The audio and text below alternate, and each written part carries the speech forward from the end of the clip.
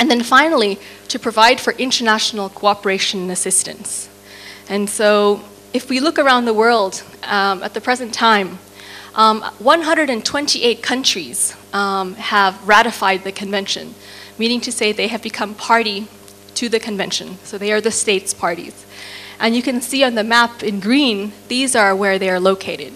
So almost without exception, South America has ratified the convention. Great parts of Africa, lots of Asia, with the exception of Thailand, but I understand the ONCC is working very hard to fast-track the passage of the convention through Parliament, and Europe as well, with the exception of places like the United Kingdom. And so meaning to say that when you have 128 countries out of some, say, 200 countries around the world who have all signed on to this convention, it becomes a quite powerful framework for international cooperation and assistance, as well as setting some kind of standards for action, both at a regional level, as well as maybe a bilateral level, as well as at a provincial or national level. And so one of the things that makes this convention very different from all the other conventions in the past was that even though it is a convention and an international convention, meaning to say it is something that governments adopt in order to put in place in their own countries, and necessarily, therefore, requiring a certain mechanism of the state in order to make it operational. At the same time, unlike the other conventions, which are exclusively top-down, if you look at the World Heritage Convention, in the entire text of the convention, only one article makes reference to the word community. And everything else is about the state this, the state that, the state this, the state that. So heritage becomes the purview of the state exclusively. Defining the heritage, inventorying the heritage, safeguarding the heritage is the business of the state. Now the 2003 convention takes a very different starting point. It says in the very beginning of the convention, the preamble to the convention, that recognizing that communities, in particular indigenous communities, groups, and in some cases individuals, play an important role in the production, safeguarding, maintenance, and recreation of the intangible cultural heritage, thus helping to enrich cultural diversity and human creativity. So meaning to say the heart of the convention is the communities who are the people who produce this cultural heritage, who transmit the cultural heritage, and who practice the cultural heritage on a day-to-day basis. These are the people who are the clients, the owners, the beneficiaries of this convention. And it sets out in more detail in Article 15 exactly what is the role of these communities. It says that the participation of communities, groups, and individuals is very important. And so each state party that has ratified the convention shall put in place and make possible the opportunities whereby there can be the widest possible participation of communities, groups, and where appropriate individuals that create, maintain, and transmit such heritage, and to involve them actively in its management. Meaning to say that when the convention is put in place, for instance, in a place like Indonesia, which has been one of the very active adopters of the convention through its national and subnational actions, it means that communities all throughout Indonesia have a responsibility to take part in all aspects of the convention that we will enter into later. And so what is intangible cultural heritage, at least according to the 2003 convention? The convention says that the intangible cultural heritage means the practices, representations, expressions, knowledge, skills that communities, groups, and individuals recognize as part of their cultural heritage. And in addition to these expressions, representations, practices, knowledge, and skills, there are also associated physical elements. For instance, instruments.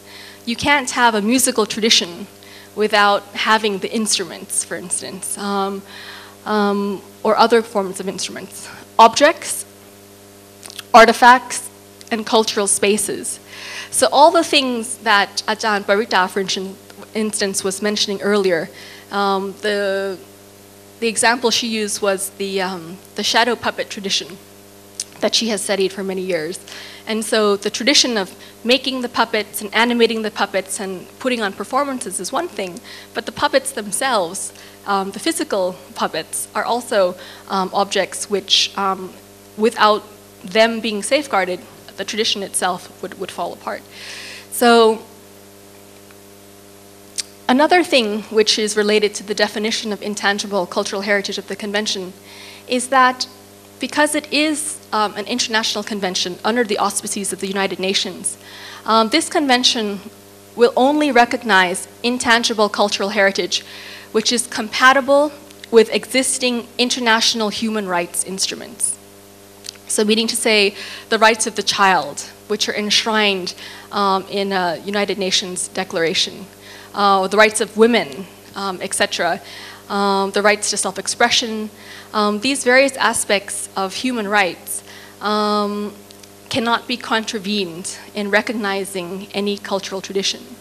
So this is quite an object of controversy because there are many people who maintain that if the community is the one to decide what is their intangible cultural heritage, who is to say that it is acceptable or not acceptable because it is part of their customary practice?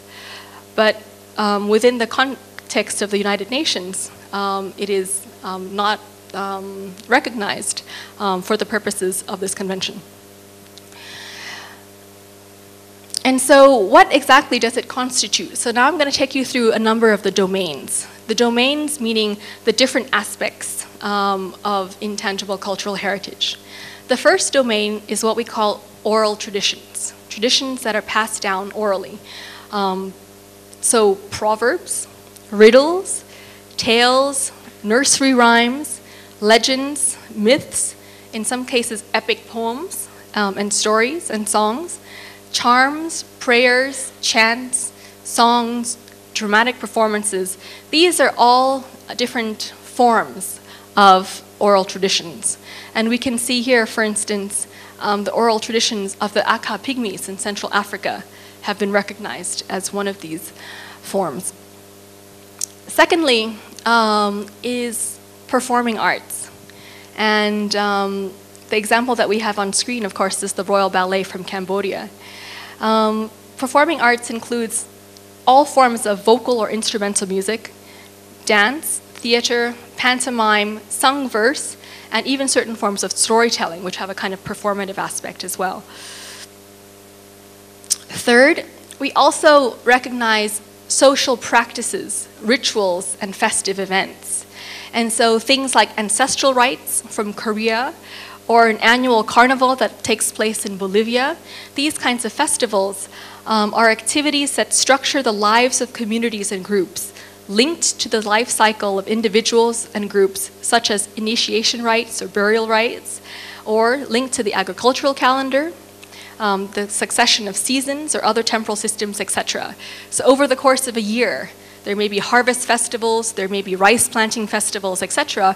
And these are all the types of social practices that could be considered one of the things under this domain. Next, there is that whole group of intangible cultural heritage which has to do with knowledge about nature and the universe.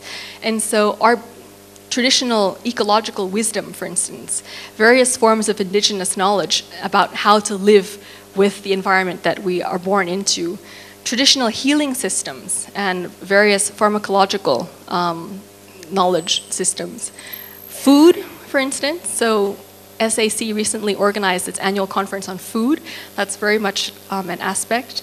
Beliefs, initiation rites, divinations, cosmologies, cosmogonies, shamanism, possession rights, etc. So some of the work Alex was doing with the Khmer communities in northeastern Thailand about their shamanistic rites would be very much part of this domain. And in the picture that we have here are some, on the left-hand side, sand drawings from Vanuatu, which are an expression of traditional social practices. Next is traditional craftsmanship. And so we have, for instance, in China, One of the things is engraved block printing, which the Chinese were one of the early pioneers of. Or similarly, in Madagascar, wood crafting as well.